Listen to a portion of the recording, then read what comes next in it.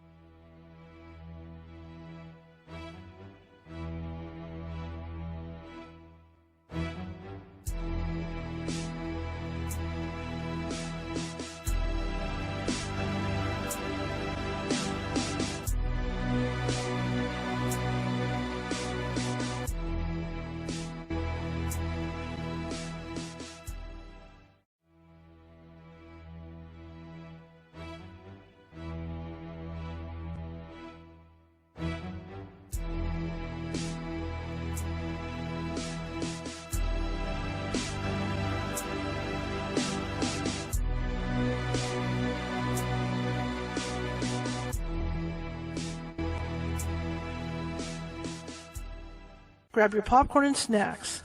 Find a comfy spot, take a seat or lie down, and let me transport you to a place of fantasy, ghost stories, ancient legends, odd creatures, alien encounters, and other magical topics. You may even decide to join the conversation. From faraway lands to your own backyard, with a small dash of pixie dust, turn out the lights and open your minds. The journey is about to begin. Good evening, everybody. How's everybody doing? I'm doing great. We're one day closer to Friday, and tomorrow, and we got Thursday, and then Friday coming up with Nancy Matz. It's going to be it's a great week. My name is Charlotte. I'm going to be your host for the next hour. I'm also the owner of the California Haunts Paranormal Investigation Team based out of Sacramento, California. We're 45 strong up and down the state, which means if you have a paranormal need, be it ghostly, be it UAP, alien, cryptid, whatever, we can get to you. The only issue is California is like this really big state. People don't realize just how large we are. In that people know about our beaches, right? People know about our mountains, but they don't know about the stuff in between. There's a lot of farmland, a lot of open area, and there's also desert. There's desert in California. So it may take us a couple days to get to you, but we will. And in between, for those days that it takes a couple days to get to you, what we'll do is we have mediums on staff that can call you and consult with you about what you might think is going on in your home or business. And in most cases, they can settle that stuff down for us. So until we get out there, okay? So, So, if you're interested in that, check us out on Facebook, check us out on Twitter, check us out on YouTube, check us out on TikTok, check us out on Instagram, check us out on Twitch. We're everywhere. We're everywhere. Oh, yes, and on Threads now. And I'll give you the addresses in a second. I'm really excited today. We've been doing really good, as far as I've been doing these reels over at TikTok and different places and moving things around. And I'm really, really stoked because whatever it is we've been doing, and I mean all of us, everybody that watches this show over here on Facebook, I'm going to nail on Facebook right now because I'm in YouTube jail. Whatever it is we're doing, Facebook has taken notice. And they actually offered me, I signed up for this program today, and I'm not going to say much about it. Just that I just want to remind everybody that your clicks, your happy faces, your hearts, your thumbs ups, they all count for something, okay? Especially starting today. They all count for something. And your comments. Anytime you have a comment on one of these videos here over on Facebook, it counts for something. And I couldn't have gotten this far without you guys. Without you guys watching my reels, without you guys watching these shows, I couldn't have got there without you. And I want to thank you all, but there's still work to do. There's still work to do on these. So not only did I get involved with the Facebook Stars program, where you can donate stars to help keep this creator on the air, blah blah blah. There's also another program that I am involved with right now that Facebook got me started on today. So I'm really excited. So I'm starting to move. It's taken 3 years to get here to where we're really starting to move and move in an upward direction. Now, being in YouTube prison isn't helping my situation this week, but I've learned a lot. I've learned a lot, about Facebook and how many people are actually viewing our videos, from that end of it and stuff. But hopefully by Tuesday I'll be out of YouTube jail and everything will be back to normal. We'll be broadcasting live on YouTube and here like we're supposed to be doing.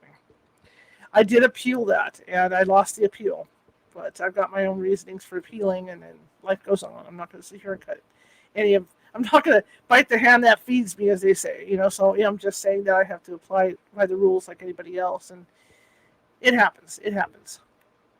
Anyway, if you want to find us, you can find us on Facebook under California Haunts. You can find us on Twitter under California Haunts. You can find us at Twitch under Cal Haunts. You can find us over on TikTok under California Haunts, all lowercase. You can find us on Instagram and Threads under Ghosty Gal, and that's all lowercase. So it's really easy to find my group, really easy to find my team. And I am recruiting for new team members, and I taught a class last week, which is the introductory class to becoming a team member. And I'm teaching the same class again because there was so much response to people that wanted to take the class. I'm teaching the class again on Saturday at 6 p.m. Pacific. So if there's still 5 spots open over there for that class. If you're interested, go over to the California Haunts meetup page and sign up over there. You got to go there, go to events, and you'll see that it'll pop up. And sign up over there because this is the last time this year that I'm going to offer this. Because we did have a really good turnout last week. and so I want to have team members. Oh, look, the video slowed down. Hey, don't be doing that. Looks like my internet's going to have issues. Nice. Okay, so from there, we're going to be selecting new team members. So I had questions with it of how come you're recruiting all these people and there's only so many spots. In reality, because COVID and the fact that I kind of took time off after all the deaths in my family and and stuff around me, my team is a handful of people now, and I like to have a bigger group of people. Obviously, I mean 40. I do have 45 spread out, but locally I like to have a bigger group of people because, if somebody can't make an investigation last minute, I can pull from that. Okay, so that's the reasoning behind it all. I like to have a big team. So come on over to the California Haunts Paranormal Investigation Team Meetup and sign up over there. Because the first procedure is you take this class, and the second part, if you take this class, if you like what I had to say during this class, then the next steps is we have a meeting over at Denny's with established team members because we want to make sure we get the right fit on this team and everybody gets along and all that good stuff. Beyond that, if everything goes well, then there will be an investigation. There might be a couple investigations because it's if it's a bigger group, and we'll just divide it up into 2 or 3 investigations to be able to get you some hands on with the equipment and see how you do in an investigation setting, and then it goes from there. Okay, so it's a 3-step process with this team. We're very fussy about who comes on this team. Very fussy. All right. That being said, we are live tonight on Facebook and TikTok. I believe TikTok. I'm real excited. Again, help me out. Okay, if you like what you see today, and you like what you hear today, with my great guest Paul Blake Smith, who's been on before. Okay, if you like what you see here today, be sure to give me a thumbs up, happy face, show me some love with some hearts, and let me know. Comment. Be in the chat room. Don't be shy about the chat room. I will not. I'm not one of these people that blocks people just because they have a different opinion than I do. Okay, I'm not one of those people. Now, the only way I block you is if it's something that if you're trying to sell porn stuff, and I've had that happen before in the chat room. That's the only way I'd block you. So come on in, get involved in the conversation with us and all that, with Paul and I and all that. And remember, if you like what you see, give me those thumbs up and those hearts and show me some love. Okay. Also, if you haven't done so already, please follow. Please follow. Since I've been doing these reels, I'm getting more and more followers. It's getting exciting. It's really exciting to watch. All right. So my guest tonight has been on before, Paul Blake Smith, and the last time he was on, we talked about president, knowledge of the government being the presidents of the United States who knew about the aliens being here, and we had a good chat about that. This night is something that I didn't know. Okay, there's even stuff I don't know, and I didn't know that Jackie Gleason. And for those of you that are too young to know who he is, he was a terrific comedian. He was also a very good serious actor. He did a movie when I was growing up, and it's a movie you don't hear about called Girardeau. And my dad loved this movie, and I used to watch this as a kid all the time. I've seen it like 20, 30 times. Anyway, so Jackie Gleason was a UFO, I'm going to say aficionado, or really into studying UFOs. In fact, I believe, I'm going to let Paul clear that up, that he enjoyed investigating UFOs.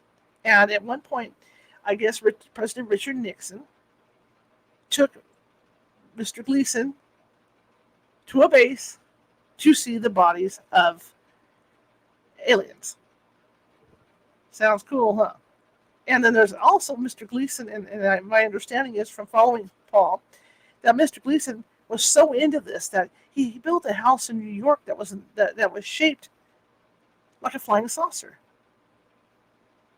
So we're going to be talking to Paul about that. So I'm really excited to have Paul Blake Smith back on with us to talk about this stuff. And again, if you like what you see, be sure to hit those thumbs up and hit those smileys and show me some love with some hearts and stuff. All right, because that's what we're here for. We're here to entertain. It's pure entertainment, and it's just opinion. It's there's all this going on, right? You can't. And I'm not saying not to take this stuff seriously because it is something to take seriously, but I mean, it's all opinion. We're here. Did it happen? Did it not? Just like my ghost hunting, right? Are there ghosts or are there not ghosts? I can only prove so much, right? And that's how we do this. That's what this is all about. And I want to add one more quick thing. And I don't know if I talked to Paul about this the last time he was on. I must have been, I had to be like 12 because for me to remember and read something like this. But years ago, and I just wonder if this is related to his story, to what we're doing tonight. Years ago, I think it was Argosy magazine. And there was an issue of Argosy magazine. My dad used to read Argosy magazine. The only thing he would read was National Geographic, Argosy, and Popular Science. And somehow I don't think anything about UFOs and aliens are going to be in Popular Science, right? It had to be Argosy magazine. And as a kid, I saw this. The front cover of Argosy had pictures of aliens that were in like an operating room. And I remember this. And I remember opening the magazine because even back then I was into this stuff and seeing these pictures of these aliens. So I don't know, since then I can't even find a copy of this magazine, this particular issue of the magazine, that had this. But I just wonder because that was the early 70s. Because I would have been at 12 years old, I would have been 75, like 77. It might have even been sooner before that. Okay? But it was, it might have something to do with what we're talking about today. I'm just saying. Someday I wish somebody, if there's anybody out there that can find me that copy of Argosy magazine, I would love it. I would love to bring it on the show and show it because I did see that. I did see that as a kid. I remember that. Okay, time to bring Paul on, and it's going to be a great show, and I'm sorry I took so long with my opening monologue tonight, but there's just a lot going on that I'm really stoked about. So here we go.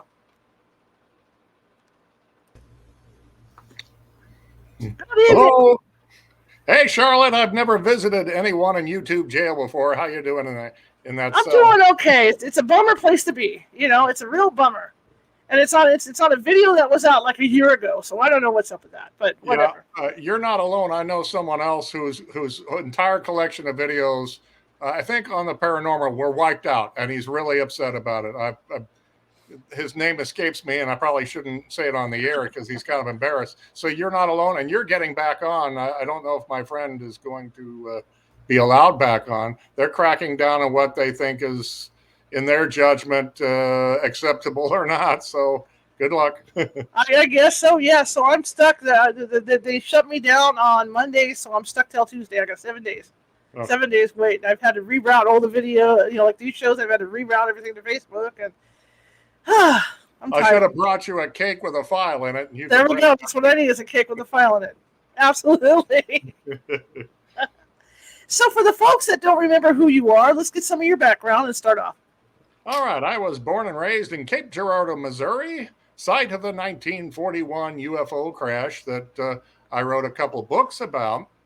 And my publisher recently came to me and said, could we do something about reissuing this, combining the two books? And I said, that sounds fine with me, and whipped it together. And it should be out this fall in a hardback, my first hardback book.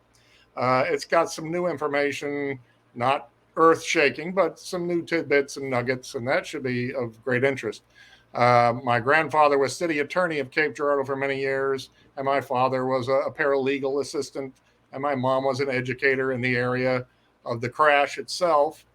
So I since moved to another town, and I started writing more books, including President Eisenhower's Close Encounters, and my latest book from Foundations, you can find it on Amazon, the Nixon Gleason Alien Encounter, which is doing just fine. There's the cover.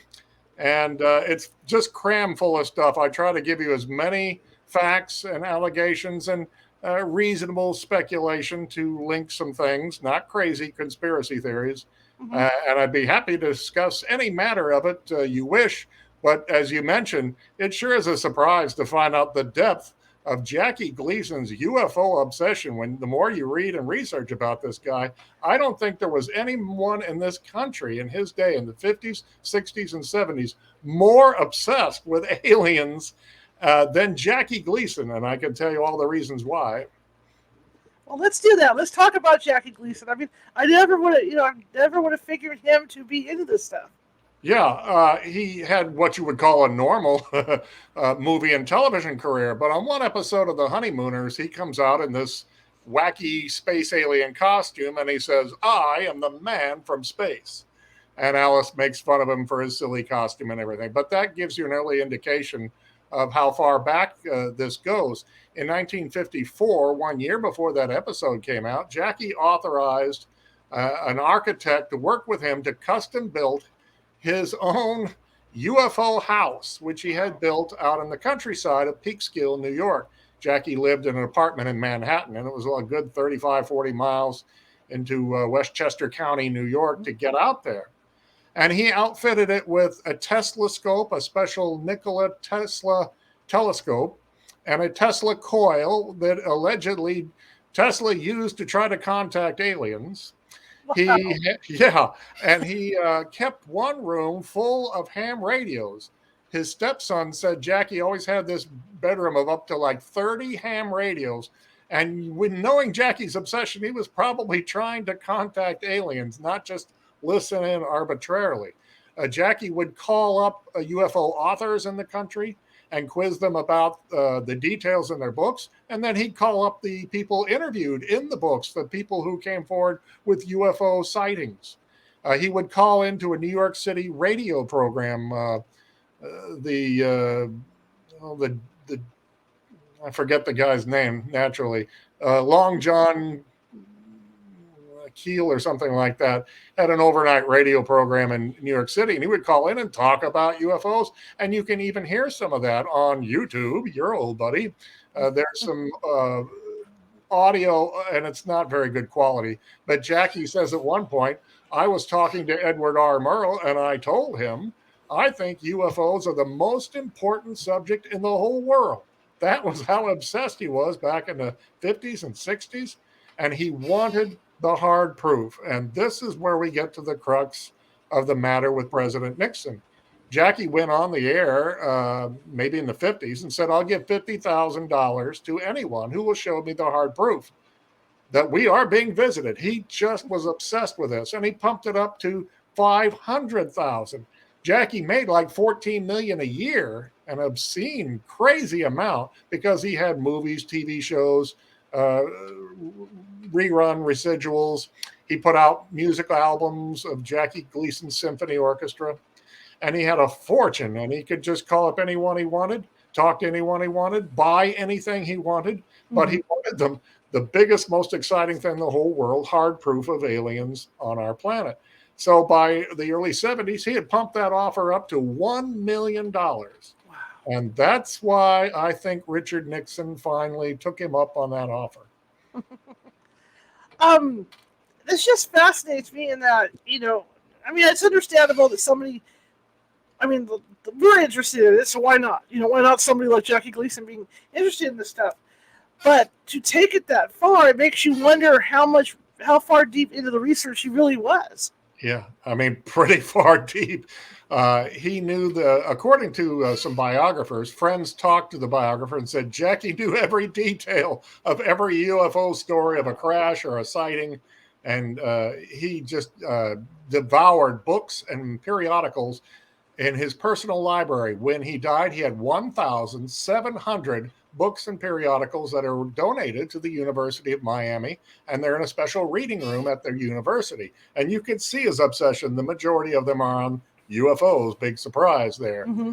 And so he moved from New York City, sold his UFO house that he had custom built, and one of his guests at the house, I have read, was Richard Nixon. Okay. And he moved lock, stock, and barrel to Miami. CBS bought the UFO house from him and continued to rent it out to various wealthy people, including David Bowie, the rock star, in the 1970s. Bowie had his own history of UFO obsession, and I don't think it's a coincidence that he bought Jackie's UFO house. Sure. I put this in the book, but we'll stick to Jackie for just a bit because he set up camp in Miami.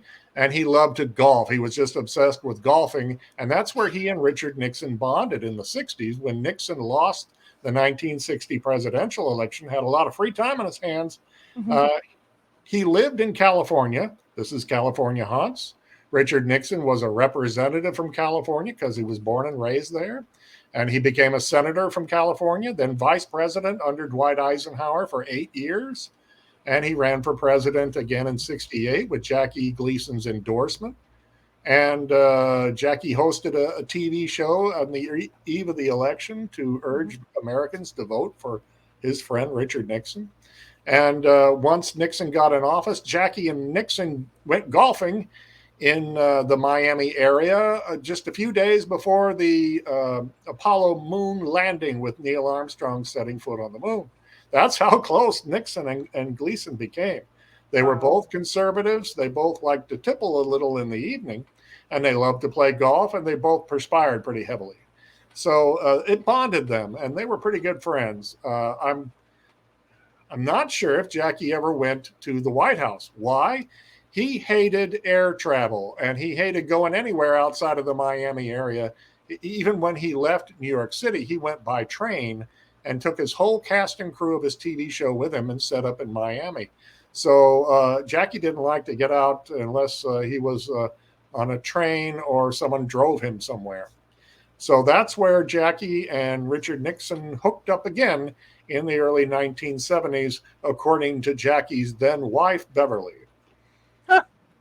Now, when you talk about him not wanting to travel by plane, that's something that a lot of these stars, well, not now so much, but back then, they didn't like to travel by plane.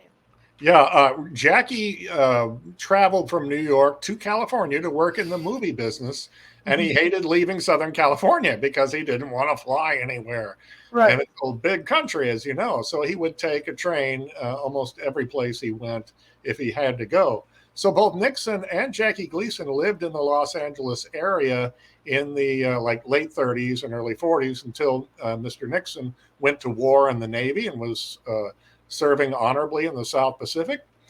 And Jackie made more movies. I think he was like 4F or something due to weight and health problems that he suffered from all his life, really. And then Jackie got a big break in television and moved to New York City. So Nixon spent a lot of time in New York, and they may have been friends there as well. And so did, during the late 40s, Dwight Eisenhower became president of Columbia University, and Jackie would go golfing with a lot of celebrities, including Bob Hope, who was also a friend to Nixon, Eisenhower, and Jackie Gleason. And I put in my book, Bob Hope was part of this golf tournament and partnering with Jackie Gleason on the day of February 19th, 1973. And we'll get to what Nixon and Gleason are alleged to have done that night. But Hope and Gleason were pretty close, and they partnered at this golf tournament. And then, as it happens, Bob Hope went home and custom designed his own UFO house, which is still there to this day in Palm Springs, California. This big dome-shaped circular thing with a few circular buildings around it. And it's like, what's going on here? If Bob Hope did not go with Nixon and Gleason to the Air Force Base, which is possible, I think Jackie may have told him about it. They were so close. So it's very strange that Bob Hope, of all people, would build his own UFO house. And it was underway in construction in the summer of 73, and it caught fire and burned down. But Bob was not deterred. He paid for it to be built anyway. So he used it as a party house, just as Jackie Gleason used his UFO house for parties. And it's just strange coincidence if there was nothing to do with the what Nixon showed Jackie Gleason at Homestead Air Force Base, just south of Miami, on Monday night, the 19th of February.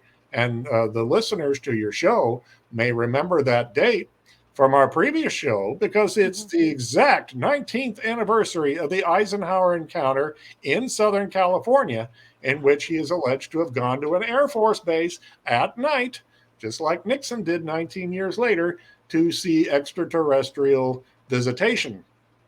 So I don't think it was a coincidence in that so many sources of the Eisenhower story say a treaty was formed that night, where Mr. Eisenhower asked the aliens who had landed and were friendly and spoke English to keep themselves at arm's length. Don't set off a panic. Don't come out and show yourselves and create social chaos. And in exchange, we'll give you some technology and some plant and animal specimens in a air base, I believe, in Nevada, according to one document. So this agreement may have needed renewing every year or every 10 years.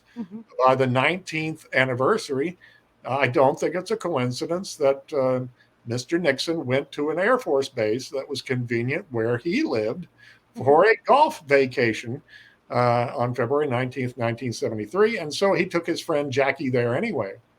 By the early 70s, Mr. Nixon had a real conundrum. His Watergate burglars had been caught and were threatening to talk to investigators and to the media. Nixon wanted them quiet at all costs, and they were asking for big money, at least $1 million for openers.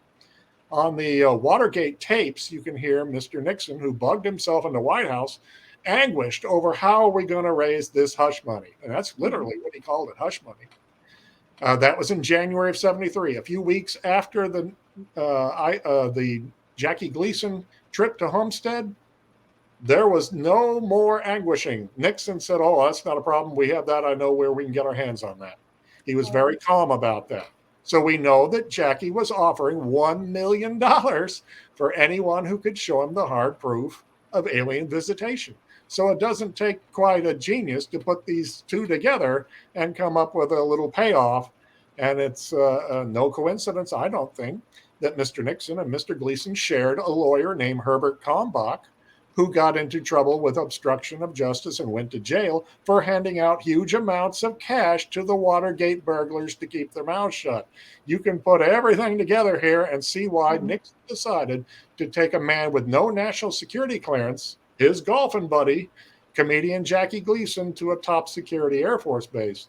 Nobody told Nixon what to do.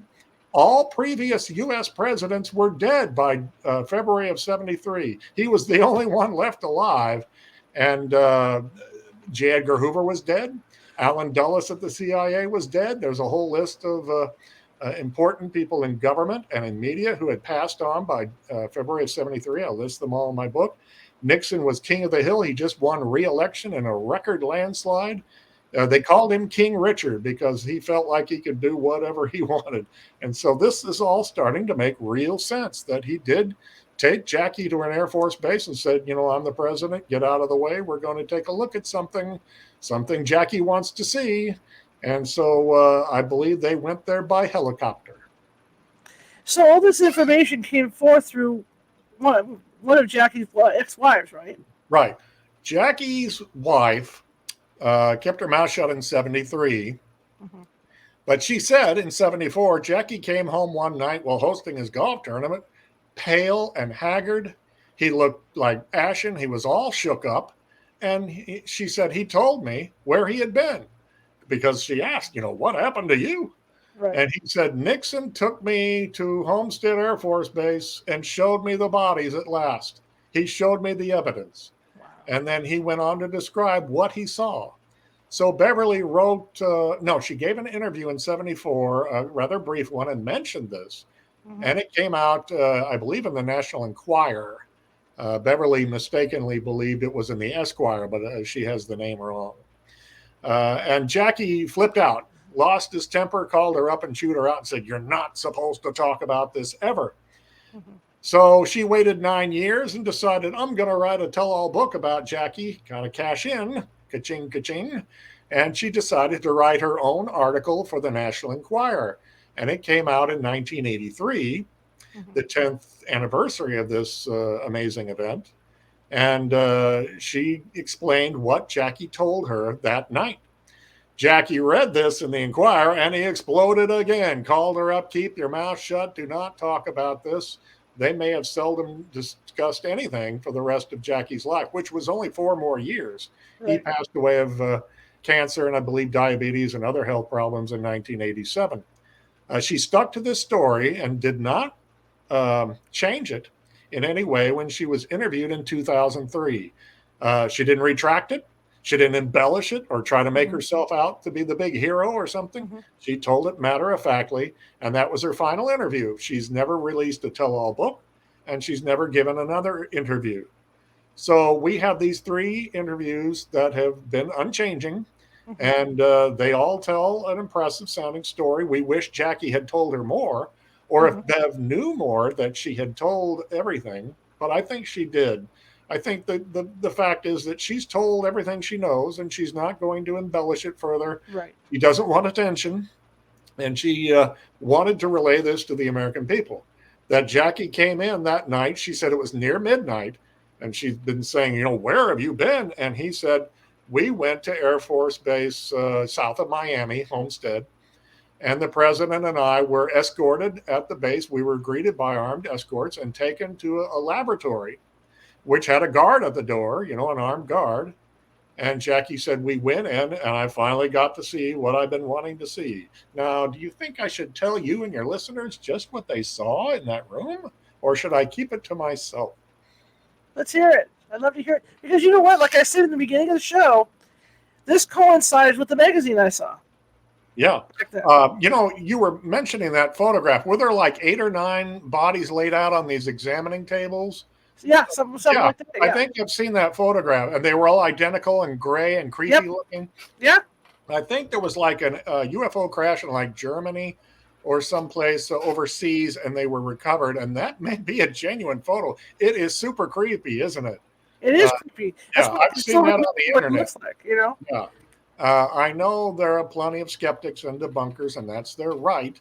But I've never really seen anyone tear that photo apart, figuratively.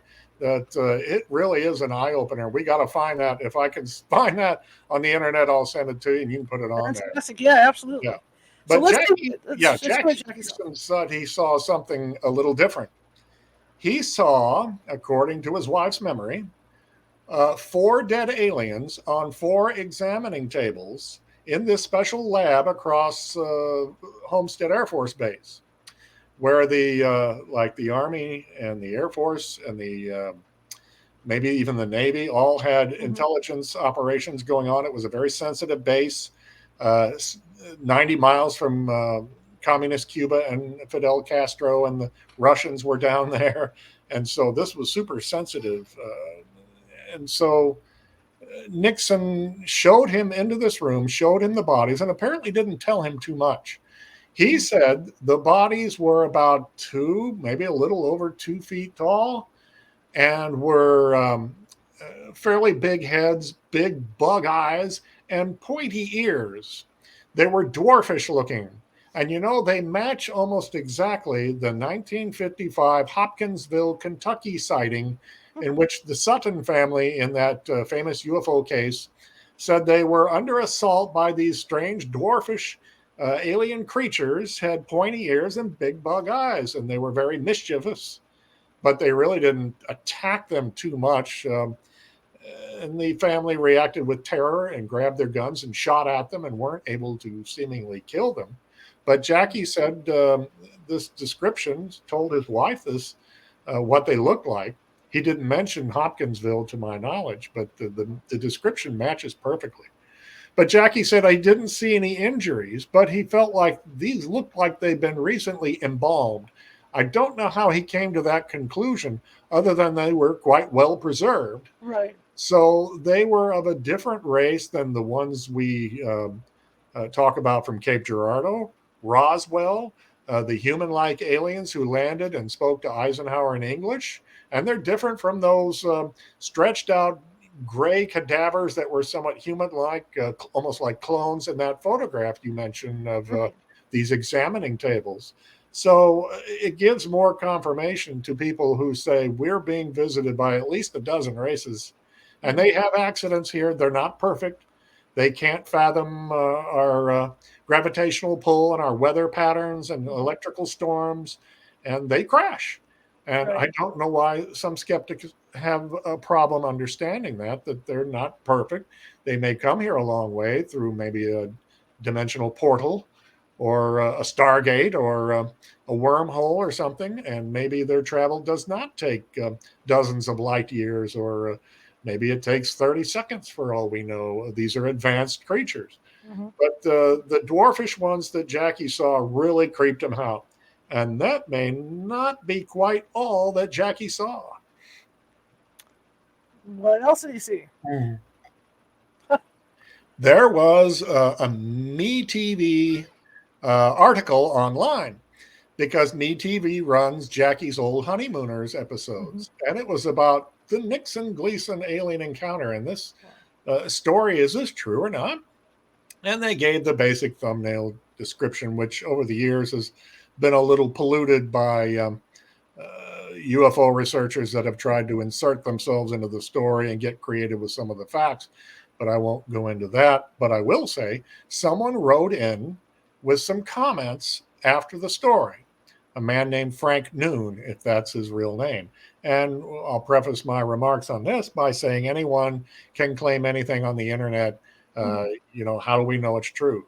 But Right. Mr. Noon had a very interesting set of comments. He said Jackie was taken to a hangar at the base, one that you can see from the highway that runs past the base. You can see it. And he was taken in there and shown an extraterrestrial craft, that it was alive, it was up in the air, and it was so, activated that it had to be held down with cables to keep it like from shooting off somewhere. And I thought, well, this is a very interesting level of detail and pretty believable sounding, as if Mr. Frank Noon had been at the base or he'd heard something about what happened there. And he wrote in with some facts that he either knows or he's heard secondhand.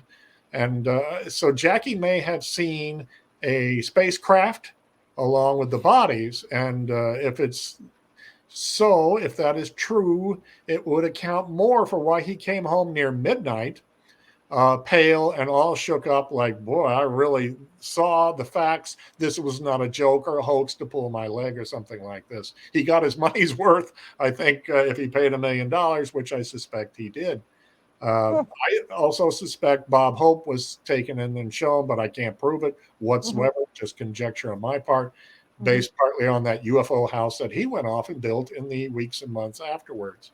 But Bob was at the golf tournament that Jackie was running that afternoon, and they partnered together, and there was a bunch of other celebrities, including Gordon Cooper, an astronaut who had his own UFO sighting and was apparently fairly close to Nixon. They were both Freemasons, and very high up ranking Freemasons, and you're not supposed to reveal secrets.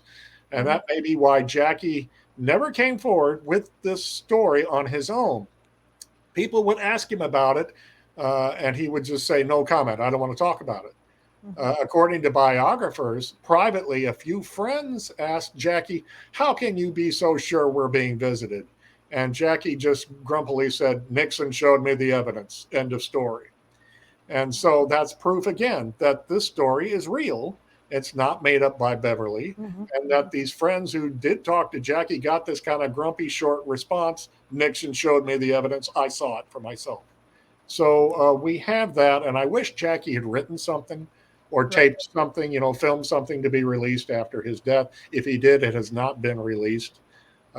We all miss him, because he was a tremendous talent, just a larger-than-life personality. But in reading about him, I found biographers said he was always truthful. He didn't make up tall tales or silly stories. He wasn't a BS artist or a hoaxer himself.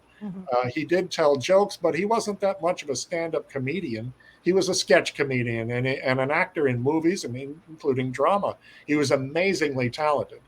And Jackie's wife said that he felt that he said in private, I've had past lives. I believe in reincarnation.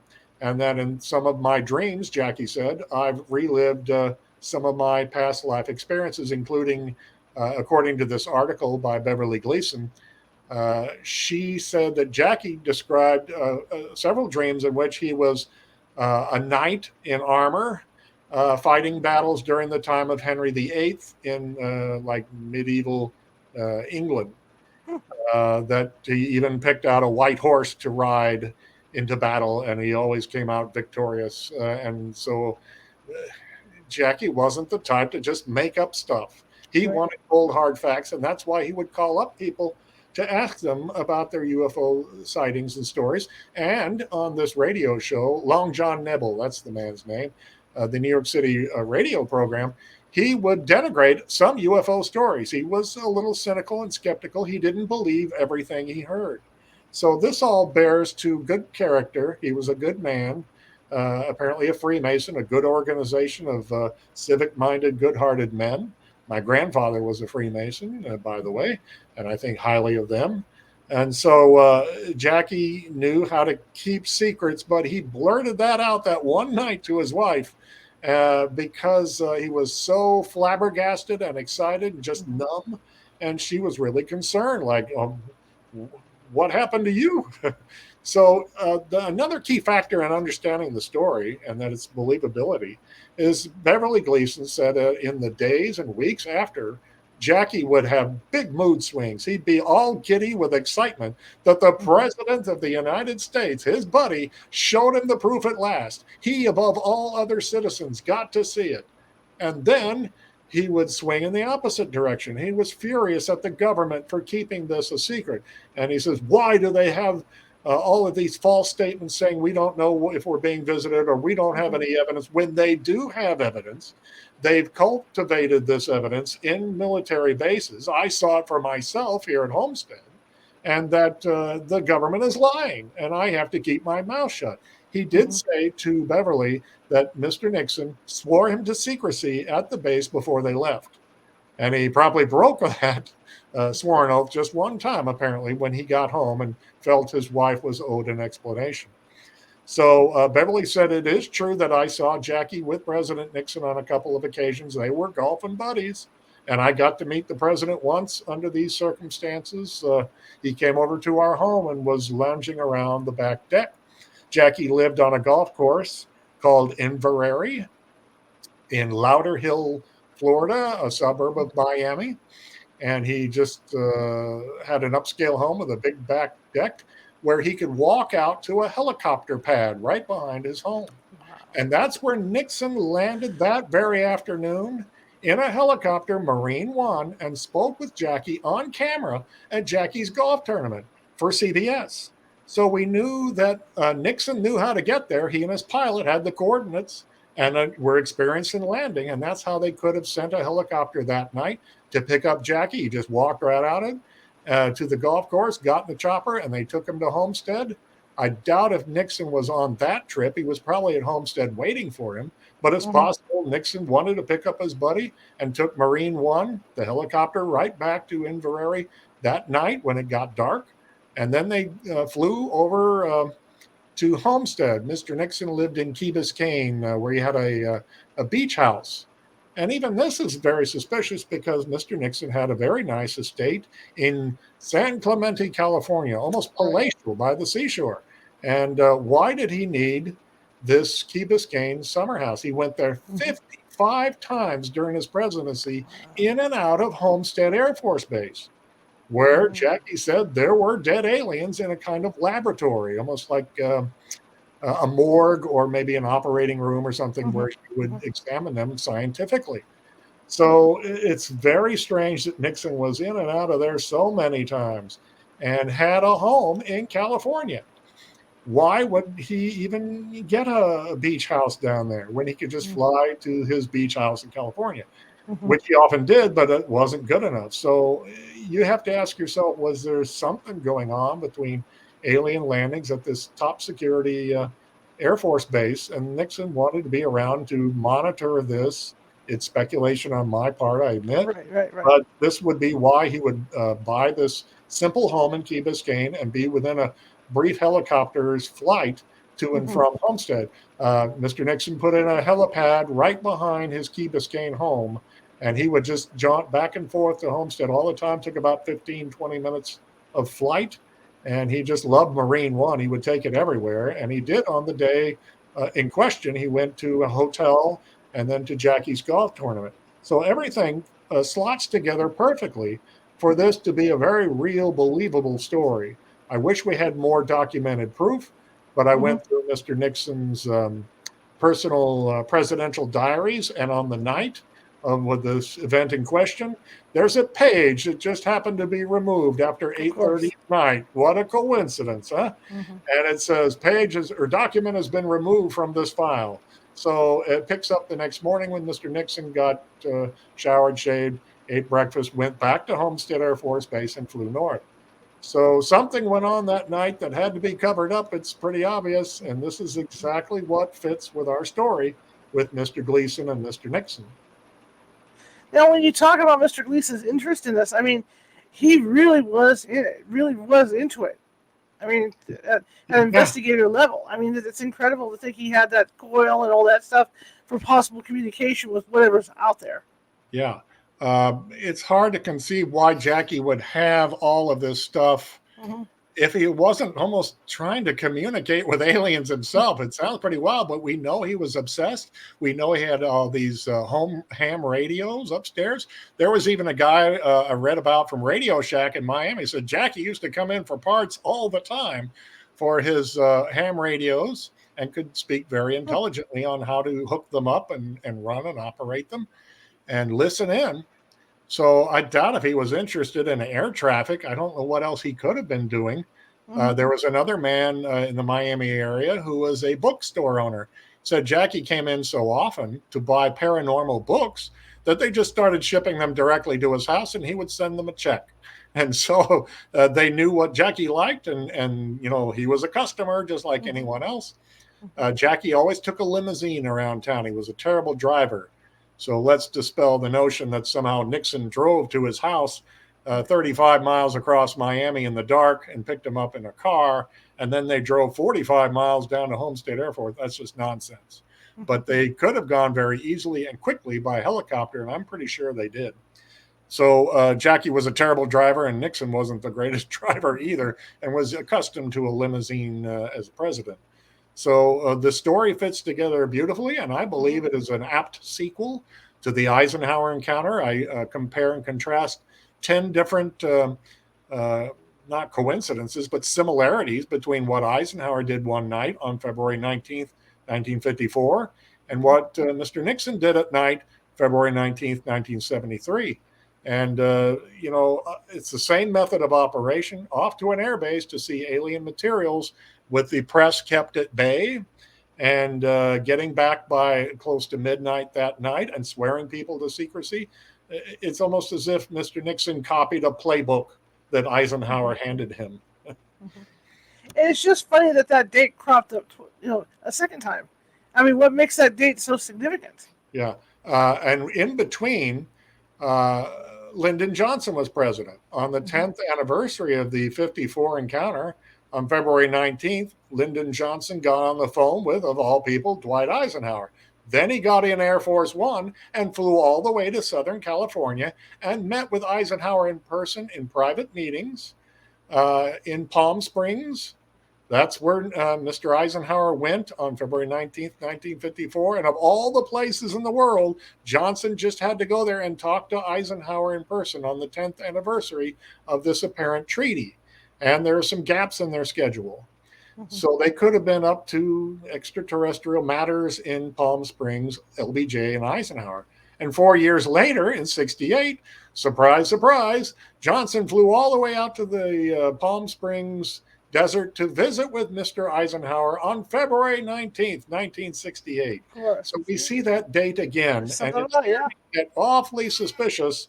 I'm sure Eisenhower would have loved to have been part of the Nixon airbase visit, but he died in March of 69, just a couple months after Mr. Nixon took office. So Nixon was on his own and could do whatever he wanted. And I think that he did. He felt like nobody tells me what to do. I'm king of the hill. And he pretty much was. If someone in like the CIA or National Security Administration didn't like what he was doing, tough for them. He could fire them. And just a few weeks before the Nixon encounter at the airbase with Gleason, Nixon fired the head of the CIA, kicked him out of office, and for some reason had him remove his files. And I'm trying to remember the man's name. I can see his picture. He was made an ambassador to Iran, but that man was fired. And it's as if he may have heard about this plan and tried to, interfere with what Nixon wanted to do at Air Force Homestead Air Force Base with top secret materials. So Nixon just canned him. Nixon did fire him, but we don't know the exact reason why. Richard Helms, that's the director's name. So he was out of the way too. So it was the perfect storm, I guess you would say, of conditions that led to Nixon deciding to show Jackie Gleason this. And one other factor, Jackie Gleason's birthday was coming up in just a few days. What do you get for the man who has everything but this obsession with aliens? Wow. So again, I think that kind of cinched the deal. Let's take Jackie to Homestead. And you know, it makes you wonder because Gleason didn't like to fly, that maybe he was a contactee at some point. Who knows? Maybe so. I've never heard that or even thought about that. Hmm. But it might account for his fear of flying or being up in craft and being obsessed with aliens. Yeah. So you never know. That's a pretty good conjecture there on your part.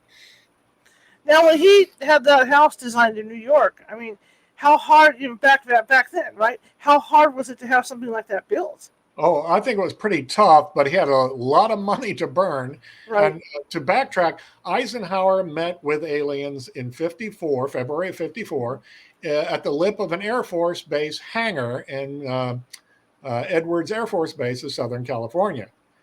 Jackie custom built this house and insists that it be built in an Air Force Base hangar and shipped to Peekskill, New York, and slotted together. Now, there's another weird factor in this Hmm. story. It's almost as if Jackie heard the story of the Eisenhower encounter and became obsessed with this and built his own custom built UFO house to make him feel like he lived in a spaceship. It was near the edge of a bluff where you had this great view and you could look out the big bay windows, and he had celebrity guests over. Audrey Meadows, his co-star from The Honeymooners, said Hmm. she was invited over and was astonished at this big circular house with the big glass window views, and it looked like, you know, a big spaceship. And that supposedly biographers say that Mr. Nixon was an invitee. It was put together and finished in 59 when Nixon was still vice president. So he often spent time in New York City. That's very possible. And I'm sure with Jackie's obsession with aliens, he had been badgering Nixon for years. Can you Sure. tell me what the government knows? Can you show me? Can I see a file? That kind of thing is reasonable to speculate, pardon me, about Mr. Gleason, that Hmm. he really wanted the facts badly. And I think he just kind of wore down Nixon, and it all came together in February of 73. It makes you wonder about his famous slogan, right, for the honeymooners. To the moon, Alice. Right. He did a lot of that, like, you're going to the moon or you're going to space, Alice. He That was the whole theme of the start of the honeymooners, was this Right. big orb of the moon, and threatening to send Alice there and dressing up as an alien and saying, Hmm. I'm the man from space. Hmm. Uh, he had his personal obsession that didn't often spill into his entertainment programs. But this is another factor. After Jackie's encounter, he stopped working. He was so emotionally upset. He worked only a little in television later in 73, and then very little after that. He didn't do any movies in 73, 74, 75. He appeared in one brief film in 76, and then he made the classic Smokey and the Bandit, in which he played Hmm. a Southern sheriff, and that revived his career tremendously. And he got lots of movie roles, and he kind of got on more solid ground with his Hmm. career, and passed away in 1987. There is a rumor that he told Tom Hanks during the making of Nothing in Common in 1986 that Nixon showed me the proof at Homestead. I obviously don't have access to Tom Hanks. I'd like to hear Right. that story, but whether it's true or not, I don't know. But it would kind of fit with this other tale that biographers say that Jackie just blurted out, well, Nixon showed me the evidence, and that's all he wanted to say. He was closed mouth when he could have easily dismissed this, given a press conference, Right. released a press statement. It said, this Homestead Air Force Base rumor my wife said is just nonsense. But he didn't do that. He never knocked down the story. And I believe that also lends it a great deal of credence. Absolutely. Absolutely. So, how big was this UFO house? The square footage? Uh, I don't recall the square footage. I might have it in my book, but it wasn't that huge. And there were some smaller buildings around it. Hmm. And it had a small circular garage, which he called the scout ship. And he called the main house the mothership. And that's how fanatic he was. This just UFO obsessed person had to even build a home and try to pretend like he lived in one. And so even his garage had a car in it, and it was the circular with a silver metal roof. And I put a picture of that on my Facebook and Twitter and such. I have plenty of photos for folks to look at under Eisenhower and Nixon's Close Encounters on Facebook and Paul Blake Smith authors page. And so I've got other photos to share as I continue to promote the book. But it just goes to show you the hard proof is there. The house still exists. It's still out there in Westchester County, New York. I believe it's private property. They don't encourage you too much to go there, I'm sure. But there was a video by a man some years ago who decided, I'm going to go look at this house. And he took his video camera. And by golly, he walked all the way around the perimeter of the house and looked in and things, took some video camera of everything he could. There was nobody there at the time. Place was empty. He got lucky. Today, you might find it no trespassing or even guarded or gated. But it is a piece of history, you know. Jackie's place where he held these celebrity parties and looked through telescopes and a special Tesla scope.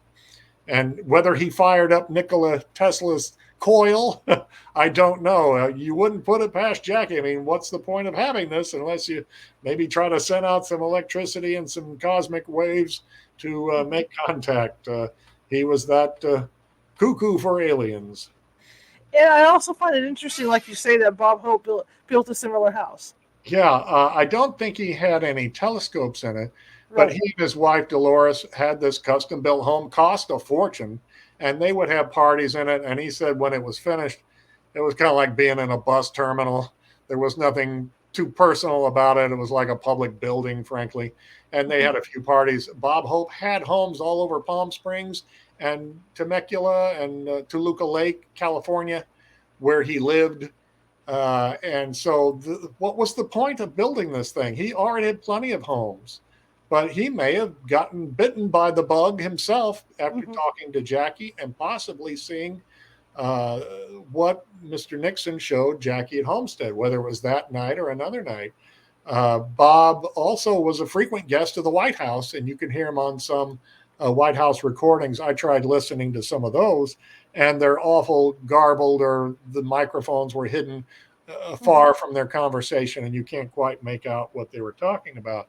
But Bob was a very public supporter of the president, and they were pretty close. And I think Bob was kind of shocked at the Watergate revelations and all the things that Nixon was involved in, criminal matters that forced him from office. I think he and Jackie didn't have a whole lot of contact with Mr. Nixon after that. I think they were so let down, like so many Americans, that Nixon went into a kind of seclusion in San Clemente for many years, and he didn't give public interviews for years or speak in Republican Party of events. He became kind of a persona non grata, a kind of a sad figure for many years. He managed to rehab his reputation a little bit with some books, and then he passed away in the mid-1990s. He was actually in New York City in a hospital after he had suffered a stroke, I think in 94. And another patient a floor or two below him in that hospital was Jackie Kennedy, of all people. She was ill with lymphatic cancer, and they both passed away in that sad period. But what Jackie got from other presidents, I don't know, but that leads to another quick story. Okay. There's a biography, a couple of biographies made mention of Jackie was in a New York City bar and was talking to a guy about UFOs, and he told him emphatically, loudly, 4 different U.S. presidents have told me we're being visited by aliens. And an Air Force general happened to be across the room, and he walked across the room and said to this guy, Jackie's right, you know, and walked away. I put in my book who this Air Force general was, very high-ranking, respected gentleman named General O'Donnell. And this story is apparently a true one. And if Jackie was not boasting or making up stuff, as he was not prone to do, that means he probably talked to Nixon, maybe Johnson or Kennedy or Eisenhower. They were all in office, and he would have badgered them mercilessly to find out this story. Right. It just confirms that presidents know more than they're saying, and they keep it to themselves. Now, in these modern times, we see Obama, Bush, and Clinton go on talk shows like Stephen Colbert and Jimmy Fallon, Jimmy Kimmel, Right. and they're asked about this point blank, and they give flippant answers and say, well, I can't really go into that. It's national security. But that's another indication that they know more than what they're letting on, and they can't talk about it, but they're aware we're being visited. And now we're getting to the point of congressional hearings, whistleblowers, people coming forward to finally tell that, I work for the government. We've got these bodies and crash debris on ice. They're being examined by scientists under top secret conditions, kind of like what Jackie saw. Right. That these bodies were in a lab, probably there to be examined as closely as possible so we can learn about alien anatomy and what's possibly visiting us, in the future, and how to communicate with them and so forth. So now we're getting more and more of this, and congressional hearings are coming, and we may be in for some exciting revelations if these whistleblowers don't meet with a sudden accident, if they're not muzzled, or if the government doesn't come out with some sort of denial that they usually do. It'll be exciting times as the summer rolls along. And Senator Marco Rubio and Christian Gillibrand of New York, Democrats and Republicans alike, they want some answers, and they're tired of being yanked around. And we may finally get some very revealing stories coming as the year progresses. Hopefully. That was my next question. Do you ever think there's going to be full disclosure? Probably not full disclosure, but they may start grudgingly admitted that, yeah, we've got a few things on ice. We've recovered a few things we can't talk about. It's still top secret. And I hope they start with Cape Girardeau in 1941, where I'm from. I was not yet born, of course, but that would be a good starting point. I think it was the first crash in American history that at least the military recovered and hushed everyone up. And after that, 6 years later, Roswell, a much more famous case. But those would be stories they could start and admit, long ago, we had these things happen. We felt it was for the best. We didn't want to start a panic. We were afraid back then, but I guess we can talk about it now. That's what I'm hoping that they'll grudgingly admit, that these stories that we were forced to cover up then, I guess we can admit to this at least now. They had this 60-minute story a couple of years ago in the spring, and they talked to Air Force pilots, and one guy said, we see these unidentified flying objects every time we send a pilot out, on a mission, every time. And, we can't explain how fast they move and their propulsion systems, these tic-tacs, orbs, discs, elongated craft. And, they're showing up in people's viral videos on the internet and multiple views of the same object or from around the world. And it's getting tougher and tougher to deny that, yes, we're being visited and monitored and observed without being too directly contacted or interfered or disrupting our society.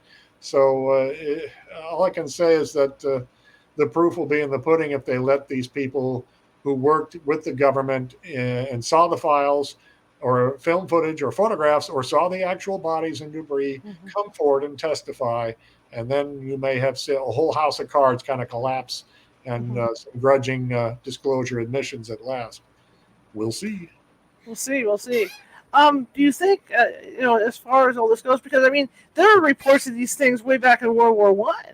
Right. Pilots perceived them, and they thought that it was a weapon from the other, that the Germans were doing it. Right. Foo Fighters or daylight discs or orbs, they called them back then. Dwight Eisenhower was in charge of the Supreme Allied Command and apparently was reading some of these reports. He couldn't help but notice. And there's a report from a man who says, my grandfather said he was a bodyguard for Winston Churchill and was standing nearby when Churchill met with Eisenhower during World War II. And they discussed a UFO sighting. This disc had been shadowing a British RAF plane. And what do we say to the public? What do we do? And they both agreed, keep it hushed up. Don't talk about it. it might cause a panic. It would cause people to lose their religious faith. They were both very religious men, and they wanted the Christian faith preserved. I don't know why this would really damage it in any way. More people might believe in God, frankly, if you learn that there are multiple creatures in the vast cosmos, maybe created by God in the Big Bang Theory, that God's greatness extends far beyond planet Earth. But that's not the way they thought about it back then. And maybe some people to this day have a religious dogma that would keep them from releasing facts to the American public. But again, it's encouraging to hear that we may finally get some testimony, maybe on live television or behind the scenes with a report filed later by responsible, mature members of Congress, unless it gets hushed up and, sworn to secrecy and get locked up in a file somewhere. It's something they want to keep hushed up, but we'll see. Right. When you talk about the significance of the February 19th date, do you think, and I know there's no proof for any of this, but there's just stories, but do you think to this day we're still signing a treaty? Well, that's a very good question. I don't have an answer for you. Maybe, maybe not. I don't know. I rely on a document that is reprinted in my book that was dated January of 1989, and it talks about not only have we had contact, but in the early 70s, when Nixon was in charge, there were diplomatic exchanges at Air Force bases. And this may be, it's just speculation, why Nixon kept going to Homestead Air Force Base, where maybe aliens were landing, disgorging American diplomats, military members, who would come back in and give the full account of what they learned on another planet and on the spaceship headed to this planet. The document made it clear that there were lots, like dozens of files that are very interesting and worth reading. And in reading about Mr. Nixon, he went to Key Biscayne and spent a lot of his time reading top secret files out of communication with his aides and his family. And I'm thinking, what was he reading all the time? I mean, some of it could have been the Cold War, the Vietnam War, important matters, but maybe this is another reason why he kept going to Homestead Air Force Base to get the latest file and read the juicy facts that he felt privileged to read, and he needed to have a handle on this situation. Now, I know it's a pretty wild story, but there is a story of Project Serpo. Have you heard that? Yeah, that said there were diplomatic exchanges, and American Air Force personnel went with aliens who were friendly into outer space and came back like a year or two later and reported on what they experienced. And the really exciting part of this is that an exchange, well, that means the aliens came out of the craft and sent some representatives into an airbase office and communicated, apparently as well as they could, maybe in English, what they knew and answer questions and fill up top secret classified files on that. So then they would get together and the aliens would come back when their ship would land, go back in, and the American pilots would come back out and be debriefed. And so it's just a heck of an exciting concept, isn't it? Absolutely. Absolutely. The last question I have for you is, when you start researching something like this, what do you have to go through to research this? This has to take time. Yeah, you have to go through lots and lots of books, magazine articles, newspaper, online, digitized files, presidential records, YouTube videos. They're your old pal. You'll be back on there soon, I'm sure. Just any website. You have to weed out what you know is nonsense and get rid of the wild conspiracy theories and such, and try to get corroborating evidence and put it together and make it a cogent story and readable and exciting. And I try to do that. Like I mentioned earlier, I try to cram in as many facts to make sure the reader gets his money's worth. It's not just a flimsy, empty book. And I put in sources and resources and where I got my data for those who are interested in the Nixon-Gleason alien encounter, which you can get at Amazon. You should feel like you got your money's worth. I give you plenty to chew on, including information on John Lennon and Nixon, David Bowie, Jackie Gleason, Nikola Tesla, and Gordon Cooper, and all these figures that were around in the early 70s and seemed to kind of be obsessed with this one topic that we're still obsessed with today, alien visitation. Absolutely. Paul, I want to thank you for coming on. It's always fun. I enjoyed it, and I hope everyone enjoys watching this show and reading my book. And what's next for you? I've got information on President Ronald Reagan, Governor of California, U.S. President, and he came to Cape Girardeau, and he once went to Roswell Air Base and gave a speech just right near the hangar where there were Roswell aliens. And apparently Reagan had one or two UFO sightings of his own. I wish I had more stuff that was new, more material that you haven't heard, or a document would surface that people have not seen before. I don't know if I have enough for an exciting new book. It would encapsulate some things that are already kind of known, but we'll see in the next year or two as I piece this together. Well, thank you again for coming, and we'll have you on again to talk more about this stuff. All right. Maybe in a year or two, I'll have that book finished, and we'll be back here about California's very own Ronald Reagan. There we go. All right, sir. Well, you have a good rest of your evening. You too. Thank you so much. All right. I mean, that's fascinating to me. It's just absolutely fascinating to think about these possibilities, especially like Jackie Gleason and other movie stars or artists going out to see these things. Okay, tomorrow's going to be a little different. Tomorrow I have to do a makeup class. Sunday's class didn't go off as expected, so I'm going to be doing it tomorrow evening at 6. So what's going to happen is that we're going to have a best of, and I think you guys will like this best of. It is Reverend Bill Bean and how he fights demons and the other forces of evil.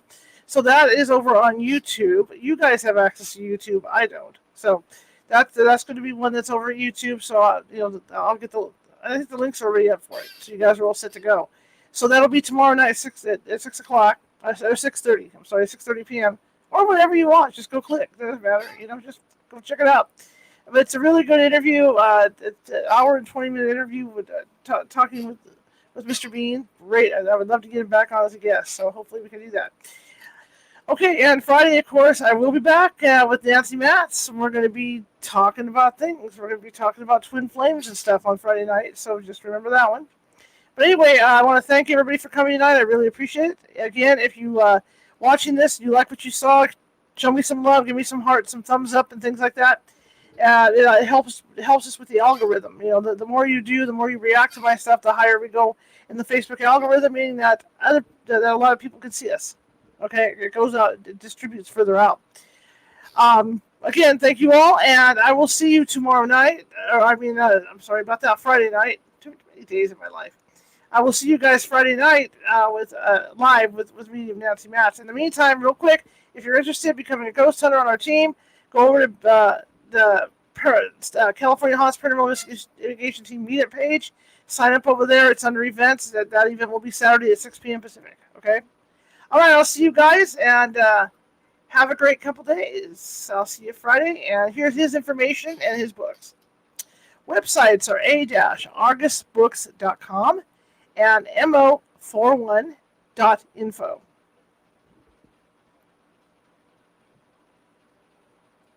And President Eisenhower's Close Encounters, the Nixon Gleason Alien Encounter.